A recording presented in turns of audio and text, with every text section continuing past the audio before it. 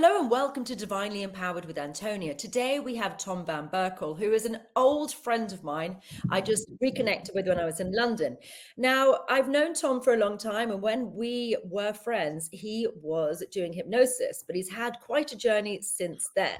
He ended up having a brutal Kundalini awakening, which made him go into monastic lifestyle, a monk lifestyle, for around 9 years. He's now working for the NHS as a cognitive psychologist. Welcome, Tom. Very happy to be on the show. Thanks for having me. Thank you. Goodness, I've not seen you for a while. Bumped into you in London, and goodness, 9 years. What happened to you?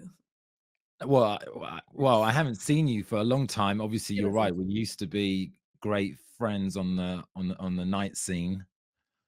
Yes, we used to Lots of happy lots of memories. clubbing together and lots of disco dancing. Yeah, Yeah. lots of happy memories. Yeah, I saw you the other day, so thanks for the invitation. Welcome. And so what you wanted to know So, what okay, happened so 9 what years happened ago? to you? So, like last time I saw you, I mean, it must have been Yeah, probably 11 years ago or so, was it? I don't yeah, know, something like that. yeah. You were working as a hypnotherapist. I remember seeing you at Shoreditch House and discussing you being a hypnotherapist. What's happened since then? Well, hypnotherapy was, I think, it's a fabulous modality.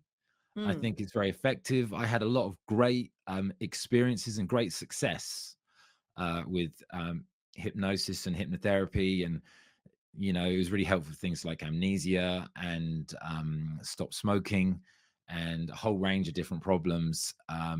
So I was a hypnotherapist. Then I studied cognitive therapy, and I love cognitive therapy because the difference between CBT and hypnosis is when people come for hypnotherapy, they kind of sit there and they're just waiting for you to click your fingers and get better, right? So there's a lot of pressure on the therapist to deliver a result.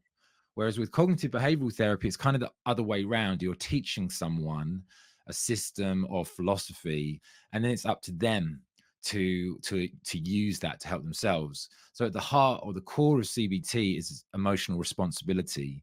And that's one of the sort of the fundamental principles that I use when working as a CBT therapist, is the idea of helping people step into that power of emotional responsibility, as opposed for waiting me for them to ask them just to close their eyes and go into It's trance. magic. Yeah, exactly. That's what So I do. right. And I think a lot of people are comfy with that. And I think for me, personally, it probably just, I enjoyed that whole CBT approach. Mm. I got into cognitive behavioral therapy. And then in 2014, I had the sort of Kundalini process where I had all the energy going up my spine. I had like energy exploding through my body. Did you Um, did you do that on purpose? How did the no, Kundalini experience start? it just happened through an energy treatment, Spontaneous. um, spontaneous process, and it wasn't enjoyable at the time. So I what just had happened? So the physicality of it, just talk us through from the beginning. no, I just had like over a period of 3 or 4 months, I just had energy just bubbling up from the bottom of my spine and bubbling up through my body, and then it affected my eyes. Here I got really bad vertigo. I got really bad visual vertigo. It affected my vestibular, which is a sort of organ in your ear. And I wasn't able to, I couldn't go to the supermarket. I couldn't watch TV. I couldn't look at any moving images. I was totally disabled. And I met up with other people that were going through the Kundalini process. There are help groups online of other people around the world that are going through the process. And everyone obviously has a different experience. Some people have blissful experiences. Some people have incredible experiences, spiritual experiences. They experience the cities, and all the other kinds of wonderful aspects to it. But also it can be pretty full on. Mm. Even if you have a nice experience, being like an ordinary sort of everyday person with a 9 to 5 job, and then having some super spiritual experience can be a lot for people to deal with. And I think it's always going to change your life in some way. But my experience in terms of chatting to a lot of people was that it's mostly a destructive experience, in that it destructs or deconstructs reality as it has been. So whether that is the Enlightenment deconstruction, is a losing game. You lose all the part of you that stops you from being enlightened. You have right? to deconstruct and you lose all these different bits. So it's not easy. Enlightenment isn't for the weak-hearted. It's blooming hard work. Yeah, definitely. I think that's right. And I'm happy that it all happened. I don't regret it, but literally I was unable to work for many years and I was at home. I started making no, I'm sorry, making bagels. I got into Oh. baking because baking is obviously I don't need to use a computer and it's quite enjoyable. And I one of the key things I learned was not to be there are so many things in life that we're attached to that we want stimulation from. Netflix, relationships, alcohol, drugs, whatever it is that's our thing. Really, I realized that I was hooked on so many different things. And when you look at life, the types of lives that we live, it's easy to get, have those habits. And when they Mm. all got pulled away, it was really nice. Underneath it all, there was a deep fear in me that I wasn't good enough. And so I'd spent my life trying to kind of, getting the job and doing well and being successful. So I got right down into that. And when I let go of that, I got to be a nobody, which is obviously, that's one of the scary parts of the journey is being a nobody, like not identifying with anything in particular, not having anything to, at the time, I didn't have a successful career or finances or anything. And so I sort of stepped into that nobodiness. But that's also very liberating and it's very exciting to be a nobody. You don't have to be anything in particular. It was an eventful journey, and it's been coupled with this really chronic health problem I've had, which is my visual vertigo, Mm. and that's kind of mostly better now, but it's not a nice. It's an affliction. So what happens? Well, I can't walk past a tall building without feeling dizzy. My eyes are overly stimulated. So I don't balance like normal people do. Like I have to balance manually with my eyes. It makes it difficult going to the supermarket. It's difficult walking on streets. I can't really go to cities and in towns and cities. It's difficult for me to go out where there are lots of people around. And I think a lot of people that are going through spiritual awakenings anyway find it very difficult to be in busy areas or areas where there's lots of technology, and a lot of people will either live in the countryside or move to Cornwall. Right. uh I was in London for a long, long time. I yeah, was in London for like you got the 22 t-shirt. years. You got the t-shirt. I love London, but I don't want to live there anymore. I'm quite happy looking into my garden and just it's beautiful. And I've got the sea is just over there. It's really nice being by the sea. It's really good for me. I think a lot of people do that, and people that go through this process, some of them can't work with technology. They have to go and become a gardener or totally change their career. And it's interesting, as I say, I'm part of a group of people going through the process, and it's fascinating to hear what different people are experiencing and what their journey's like. And some of them are enjoyable and some of them are really tough. I think one of the interesting things that a lot of people experience is being hypersensitive to other people's emotions. Mm. And a lot of people, they can't walk down the high street without being massively affected by people Yeah, you around have to them. change your polarity. So I teach a Kundalini awakening in one of my earlier levels, maybe two or three. And it does it in a much softer way than obviously you guys are doing it. But there is a polarity thing. So you can be in your masculine or your feminine energy. So feminine is absorbing and masculine is projecting. So when people are walking down the street and they're feeling like all these emotions on top of them, a lot of people get this when they get into spirituality. They're absorbing. So I get people to just switch their polarity, which I teach. And then you can switch into a masculine polarity and you're projecting, and then you're not absorbing everyone's stuff all the time. You need magic. You're missing magic. You're doing the spiritual awakening without magic.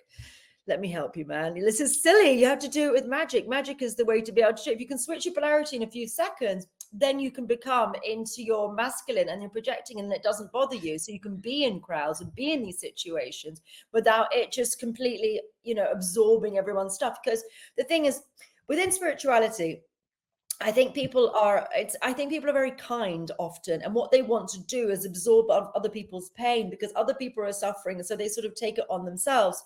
The next level is really becoming the lighthouse, and you having your vibration here and people raising to meet you rather than you bringing your vibration down and sucking their stuff.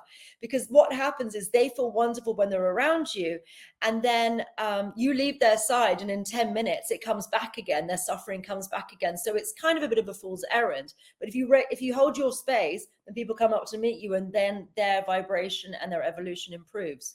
So I magic mean, is the answer. I love your vibe, and I think that's great. I love what you're saying, and I look forward to finding out more about that. I think if you look at a lot of many of the spiritual masters, and you look at their story, the details of their story, a lot of them didn't just get to that level. They went through all sorts of ordeals, I've um, done it for 20. I and spent years in a trance, yeah, that we had a parallel monastic lifestyle. I spent years, and I lost touch with loads of my friends because I wasn't able to leave the house for days, weeks, months at a time because I was absolutely exhausted.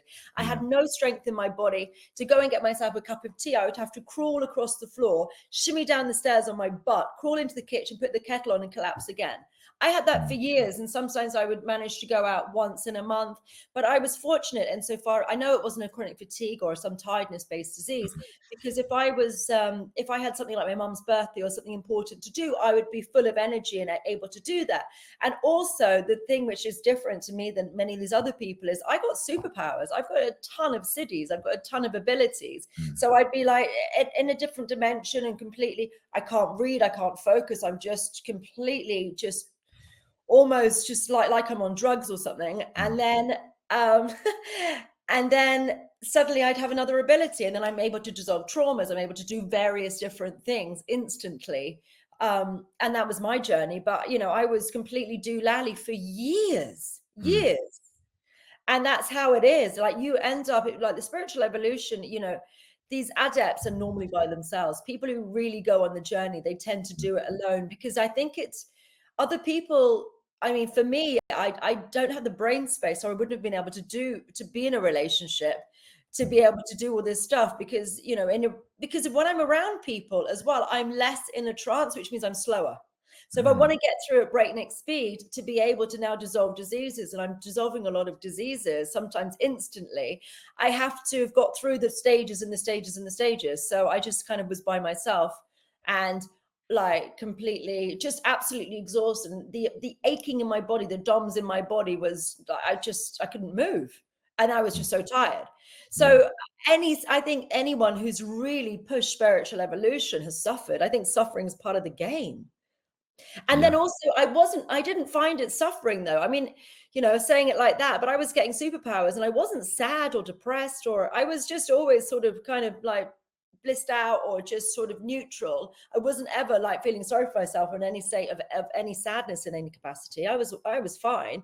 And I always, had my eye on the prize, which is instant healing of all disease. Not mm, quite there yet, but I've got my eye on the prize and I'm getting pretty good. And I've done, instant traumas easily. Some things I can do pretty quickly as well. So, but I've wow, known it. I've known where I'm going and I've had yeah. direction, focus in it. And then I've got a load of superpowers. Yeah, I think it's great to hear your story and fascinating. I'd love to hear more at some point. And I mean, I think everyone is on a different path. If you look at some of the people like Eckhart Tolle or Michael Singer, Michael Singer, who wrote The Untethered Soul, it's one of the biggest, sort of most classic books of enlightenment. He had a sudden moment of enlightenment, and a lot of people do have that sort of experience, and then yes, it is challenging, but ultimately it is enjoyable and meaningful. But I just think the process comes in many flavors, and Absolutely. I think a lot of people struggle to diagnose and make sense of whether they're going through awakening process or not. And a lot of And who people do you will talk talk to about it, about it? Because when I was right? doing it, there's no one to discuss this with because it sounds bloody nuts. Yeah, Now it's yeah, much more open, and a lot of people are having spiritual experiences, which it certainly wasn't the case 15 years ago when I was, in the thick of this stuff. yeah, yeah. I agree.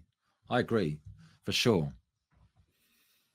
So, okay, so your Kundalini experience. So it was 9 years. So you lived, so you basically weren't able to really like work, or then you got into baking. What happened? I mean, So what did you do for 9 years? it's still going on now. You know, it never ends really. Once it's going, at least not for me.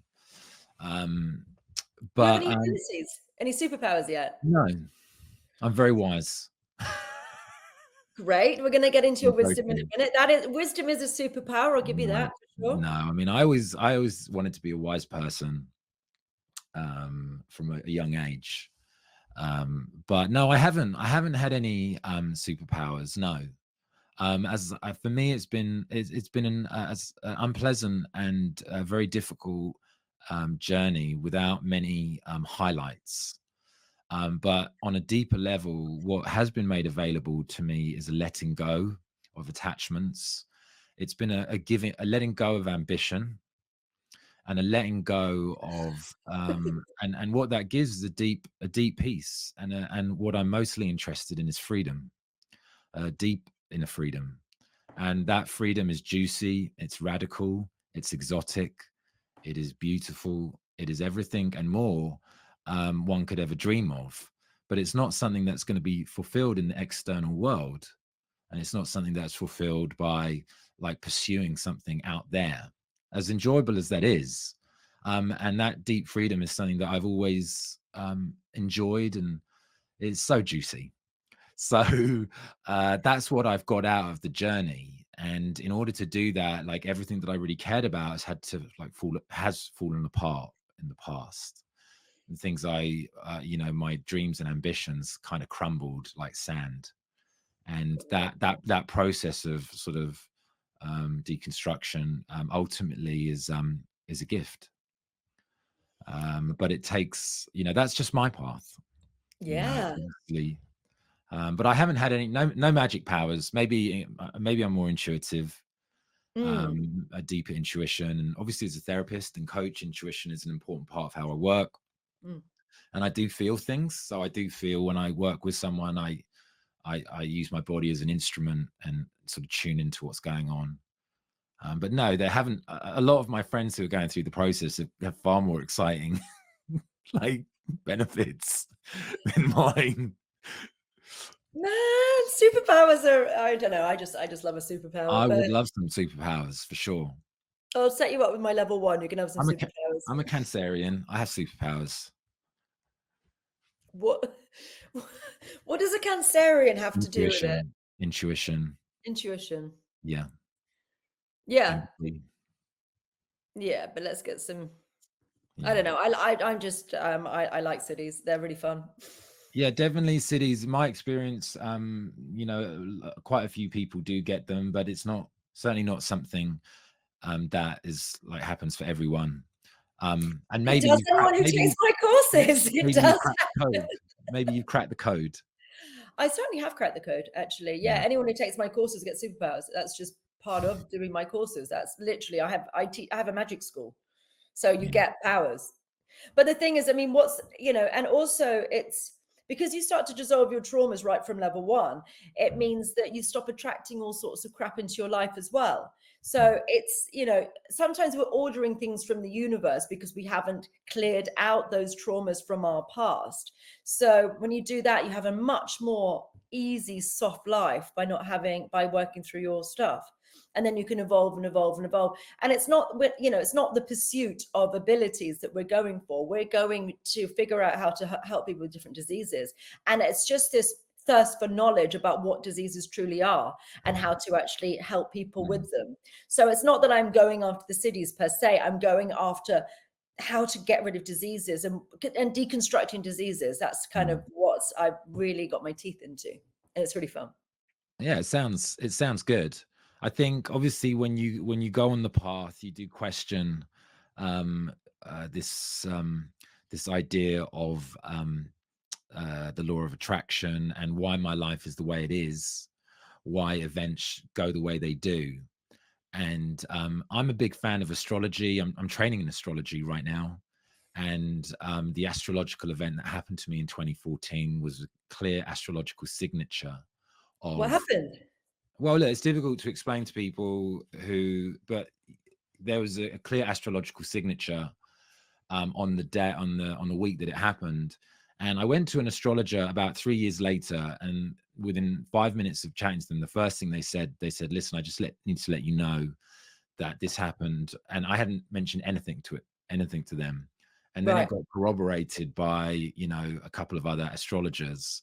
And that's what got me into astrology, was this idea of events that, like fate, and events that happen in our life. And that interests me. So um, I'm less interested in trying to change reality. I'm more interested in learning the lessons that reality gives me. We're And polarized there. yeah, yeah, it's like yeah, exactly. I mean, and maybe both sides are true, right? Mm, Like there's truth in both of them. sure. But certainly the philosophy of astrology is that we have lessons and like specific situations that are given to us in order to help us evolve. Mm. But we can do that on another. We can talk about that on another call. Sure, of course we can. So nowadays you're a philosopher. What? Well, Tell us more. wannabe A wannabe philosopher. philosopher. Well, okay. What have you come up with? I've got this product I've created called Awake Patterns. There's in the sort of psychotherapy world, there's so many incredible systems. There's cognitive behavioral therapy, there's schema therapy, there's acceptance commitment therapy, there's attachment theory, there's gestalt therapy, and most people don't know about any of them. There's these different approaches that are kind of hidden, and most of the time when you work with a therapist, they don't generally tell you like, hey, look, this is how it works, and you just kind of talk to them. Mm-hmm. So I thought, wouldn't it be cool if we could take these systems and we could put them together and make them accessible for people?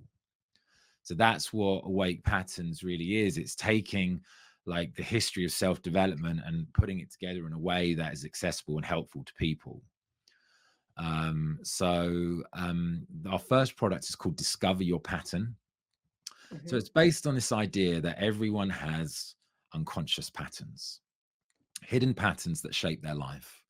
And these patterns have been well documented in sort of therapy world. So we do 3 questionnaires, and then we map out your patterns. And then what we do in the 3 sessions is we map out all of your beliefs and behaviors and core beliefs that maintain the pattern. And then we write a report for you. So it's like a deep dive. And at the end of the deep dive, you get a document that's written about you, which is kind of a nice thing. I like it. Mm. So, for example, people have attachment patterns, they have trust patterns, they have perfectionist patterns, they have all of these different patterns. And these patterns are structured throughout their life. There'll be key events and key people and key situations that will have happened that will have helped them to crystallize their worldview. So generally what happens is there's an event in childhood and someone makes a particular decision about life and themselves, and they spend the rest of their life like seeing reality in a particular way and finding evidence to support their view of themselves. So when they get to my age, they've kind of got this really clear idea, like who they are, why they are, what's wrong with them, and so what I help people to do is to map that out, Mm. so and to bring it to life so people get to see how they shaped and constructed things as they were. And we do that in 3 sessions. Mm. And yeah, that's the initial idea. That's good. That's really useful because I think people haven't necessarily mapped it back and worked out why they behave the way that they do and what their triggers are and how, things affect them. And because I think a lot of it is unconscious behavior, Very much and so. and the thing is as well, it's trauma that makes you unconscious of things. So you end up living in the past and reacting because of things that happen to you when you've got loads of trauma. So I come at it from a different angle. I delete all the traumas. So then Mm. you're more present and then you can choose your reactions rather than knee jerking into patterns. I mean, I love that. I love that. Deleting traumas. I'm all over that. Show me That's the way. literally my MO. I'll Show me the send you way. number one. You can do it. You can Show me delete the traumas way. right from number one. Easy peasy. Um, so basically what happens in Gestalt psychotherapy, they have this idea called the figure and the ground. Okay, Hmm. so the figure is what we focus on. So as human beings, we have this thing where we always try to seek coherence. And what I mean by coherence, we try to join the dots. So when we look at life in any situation, we're joining the dots. What does this mean? You know, you're in a relationship and you try to interpret what's going on. You're in a Hmm. job and you try and everyone interprets differently, right? Everyone has different programming, different background, different historical events that shape how they see. But Hmm. most people spend their life trying to change the projection, which is in the foreground, what they can see. But that's just the focus. What's actually, there's the other part is the ground, which is the background. In your world, you probably call it the unconscious. Mm. And it's the background that shapes how and what we see and how we interpret events. So what we would say in the sort of therapy world is that world, the unconscious, is really something that we can become aware of. It's Mm. not like this sort of hole somewhere, like we don't know what it is. It's actually something that is just we're not looking at, we're not aware of.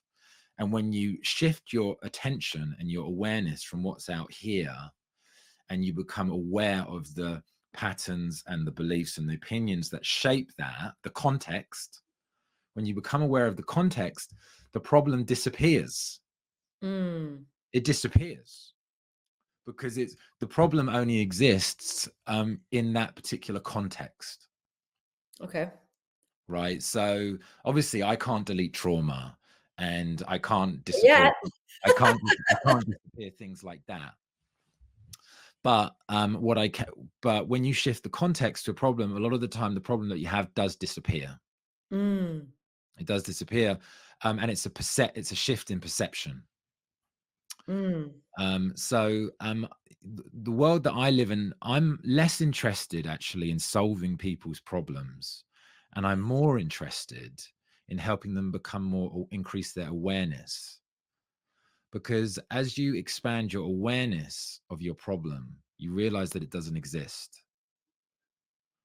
Mm. And it's nice because there's a lot of people, there's a lot of pressure on people to try and solve their problems. This need to fix myself, this need to fix the problem. And that energy is very much like there's a problem with me now, I need to solve it.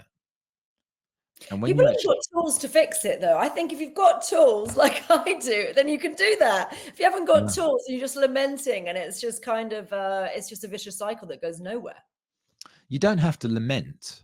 When one gives up needing to fix themselves, then one steps into deep inner freedom. It's that need to constantly fix reality that keeps us chasing, looking elsewhere for something. So I encourage people to give up trying to fix things and instead to step into awareness. And when you step into awareness, you expand your awareness of something. And as the awareness expands, a lot of the time the problem just disappears naturally. It just goes. Mm. It's a different process, but it is quite good. And then once that's happened, you're kind of home. Beautiful. You're kind of home. But look, easier said than done. And many It there's a really great teacher called, and I think his name's Anthony DeMello. Have you heard of him? No. And he was all about like giving up trying to fix your problems, because people spend so much energy trying to fix them, or being resigned, right? That's another unhelpful energy. But when you let go of trying to fix something, in ACT, acceptance commitment therapy, there's this great quote, I love it, and it says, what if life wasn't a problem to solve but a sunset to watch?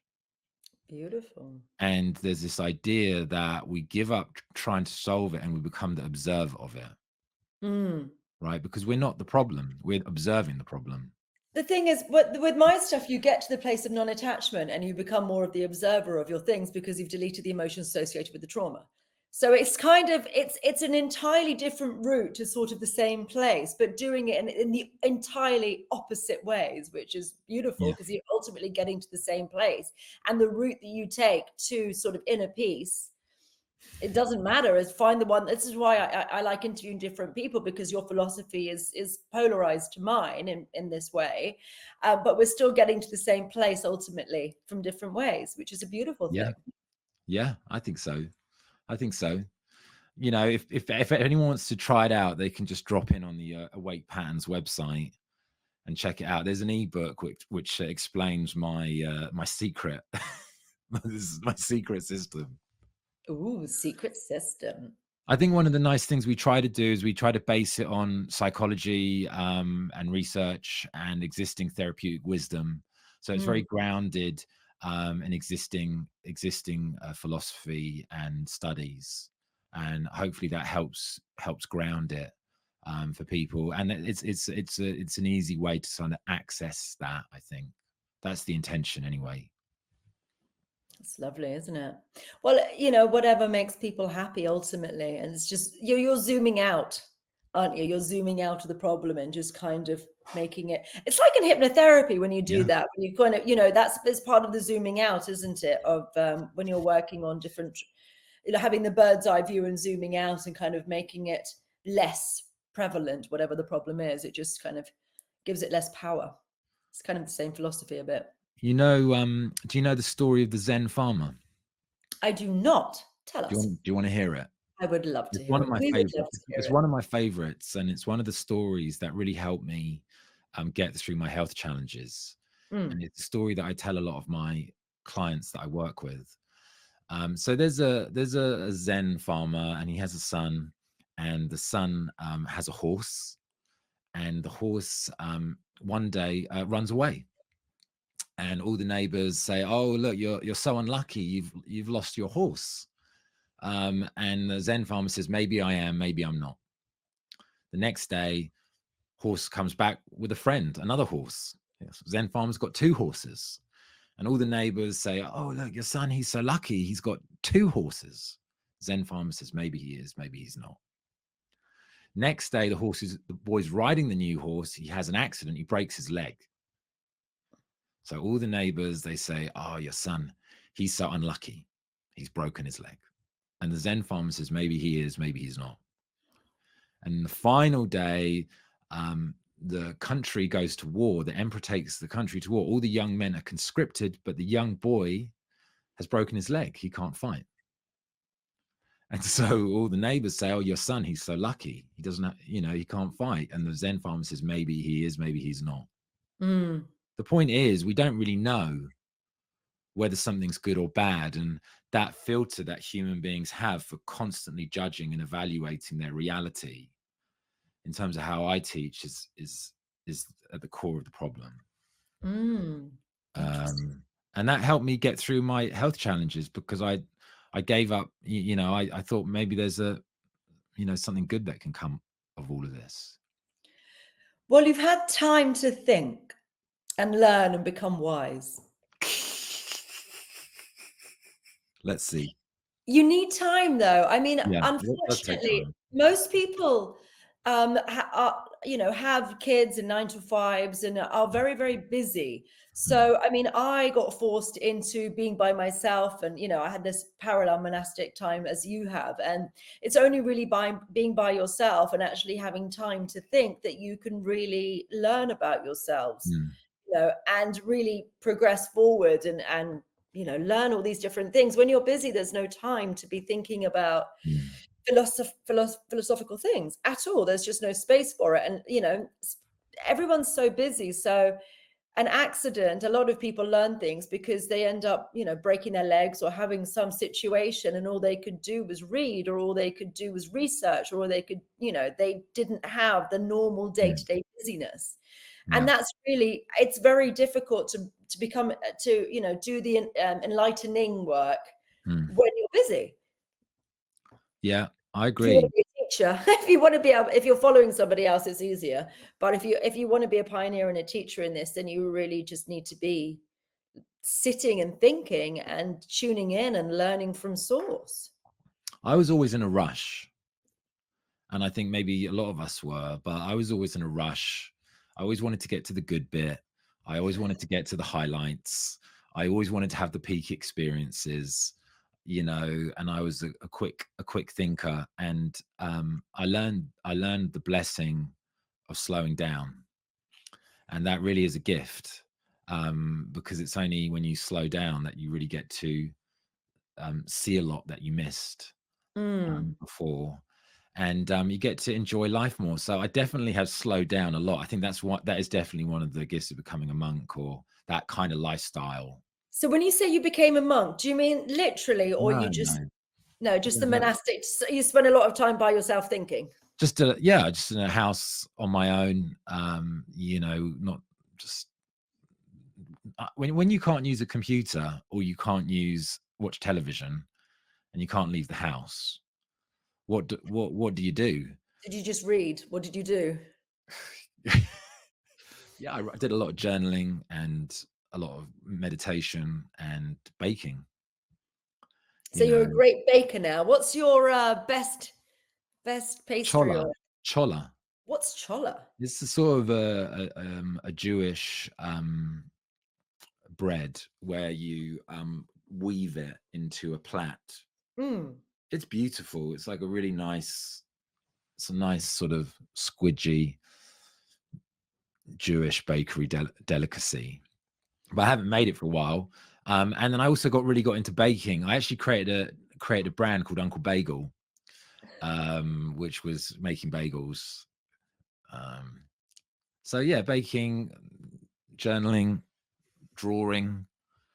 I love drawing wolves. I draw a lot of animals. If you go onto my Instagram channel, you can see animals I've drawn.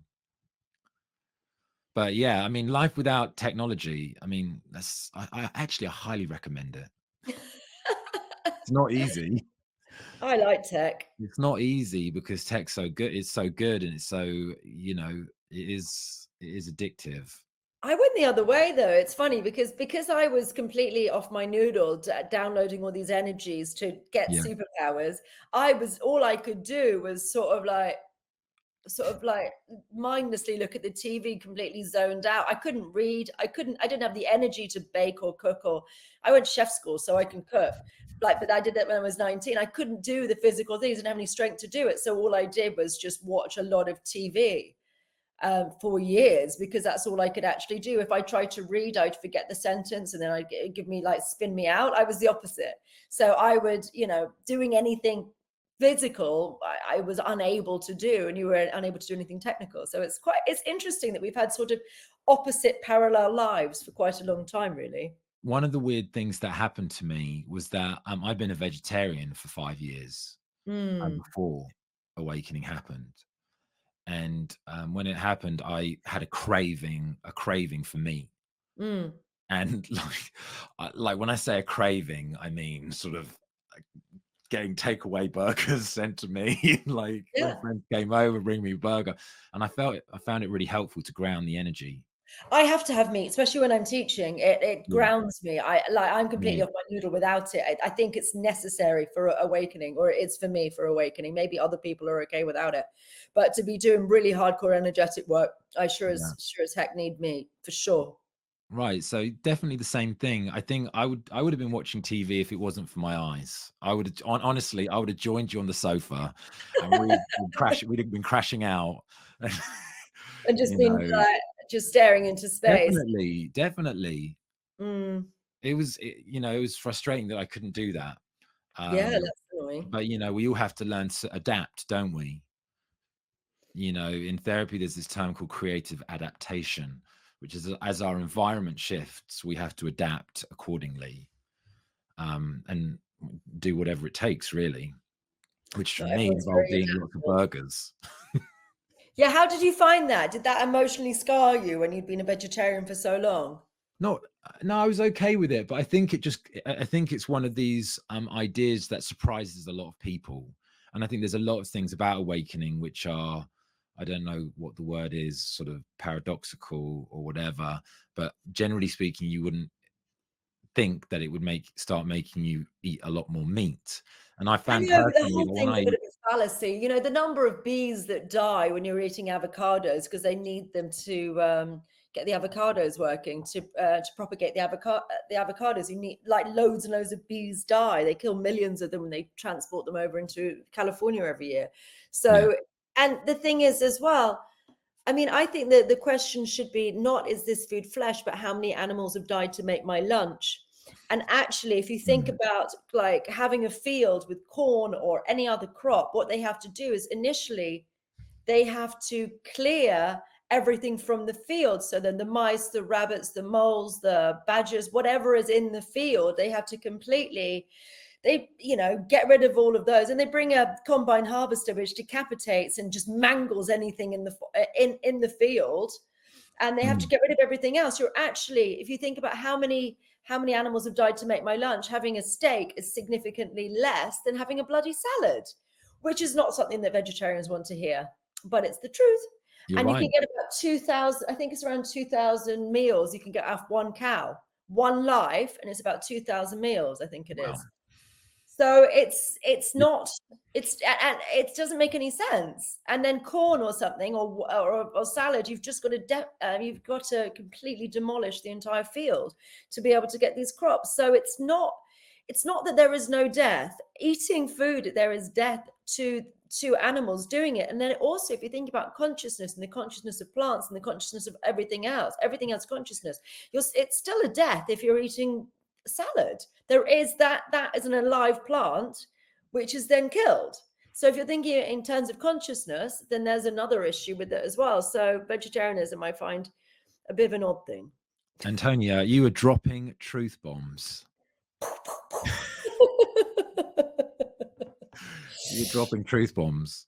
And Yeah. inversely, though, I did also feel that when I did just eat vegetables and my energy went through the roof, like the Kundalini energy was just exploding through my body. Maybe that's what screwed you up, though. If you'd had some meat, maybe it would have grounded you and you wouldn't have had such a crappy experience. Maybe it would have helped you. Maybe, maybe. I Who get a knows? lot of people back on meat. I really do. I've got a thing about it. Like I've got quite a number of my students were vegetarians for a long time, and I'm pretty anti it, to be honest. Mm. And I gave one of my students a mistake the other day, and then she felt so just so much energy came into her. She was so happy. She felt incredible, like really Mm. euphoric just from having a piece of my steak. Yeah, look, it's all. I mean, it's all about balance for me, anyway. I'm more extremes. Yeah, but I do like steak. I think it's important. How about now? Do you eat meat these days, Oh yeah, or oh yeah. I'll definitely have to. I have to? Yeah, like for example, I would love to get into fasting. All the intermittent fasting. I think it looks great. I read all this stuff, all the detox. I think looks great. But if I don't eat any food for a couple of days, my energy is like out of control. Intermittent fasting isn't about a couple of days. You're having like an 18-hour fast, and and 6 hours eating. It's normally that. That's you're talking about mega fasts. Yeah, You know. both. I mean, both. Like I don't have breakfast at the moment. Sometimes I miss lunch. Mm, But like if I go longer than a day, then my energy is really, really wild. what does that mean? I just have lots of chi, prana, whatever you call it, just moving really quickly through my nervous system, and it just affects like other parts. It affects my vertigo. It affects like everything. So That's I kind of manage that by, you know, eating. yeah, eating, having a bit of meat now and again. Oh God, I'd have it every day. My body needs it. I need it. And then there's all these people in these carnivore diets at the moment as well. I'm Right. interested in potentially doing that. I interviewed someone ages ago who had all these different diseases, and he had the carnivore diet, and all these diseases just vanished from him like immediately. And he had something wrong with his brain Hmm. and something with his digestive system. And he just went on to the carnivore diet, and all these unexplained symptoms, and he went on to it. And then in a couple of months, he just became well again, which was just absolutely fascinating. I mean, I think that it could definitely be magic. I'd be interested to know whether it's just because you cut everything else out. Like if you cut all the bread and all the grains and everything else, and you just have the meat, then I'm not sure if that's what creates the incredible results. And I think a lot of diets, if you did that, you would get incredible results. Sure. That's so boring. That's my issue with it. I think I'd get bored just having meat. I really do think that'd be boring for me. Well, So we that's why want I've to have done a it. good time. We want to enjoy reality while we're here, right? Yeah, I agree with that. All right, we're going to be coming to an end, close in a minute. So so two things. How do people find you? And I want some words of wisdom from you to close. So how do people find you if they'd like to know more about your work? You can find me on awakepatterns.com. I've got an Instagram channel, which is at Tommy Van Being, where I talk about everything from astrology to cognitive behavioral therapy to gestalt therapy. And I work individually with clients. You can see me one-on-one, or you can sign up for Discover Your Pattern, or just message me to say hi. Yeah, or invite me on a podcast, whatever. And I think in terms of final words, I think just what I said in the session, this revolutionary idea, which is to give up trying to solve your problem, to stop trying to fix yourself, and just to let go of that and to step into that energy which is already in you, like, and letting go of that constant, incessant desire to try and solve your problems, which is never ending. And see if you can connect with that, because for me, I think that's just a beautiful heaven-like experience. Amazing. Well, thank you for your lovely words of wisdom there, Tom, and for appearing on my podcast. Thanks You for too. having me. I'm honored to be here. I That's want to very thank sweet. you and acknowledge you for the revolutionary work that you're doing. It sounds really exciting, and I look forward to, doing more with you. Yeah. Well, I will send you level 1 in a minute. We'll talk about it when we Okay. come off, but you can try it and see the magic, because the magic is, I just love magic. It's the best thing in the world. I swear to goodness, it is the best. All right. Well, thank you very much, Tom. And thank you everyone for tuning in today, and see you next time on Divinely Empowered with Antonia. Bye-bye.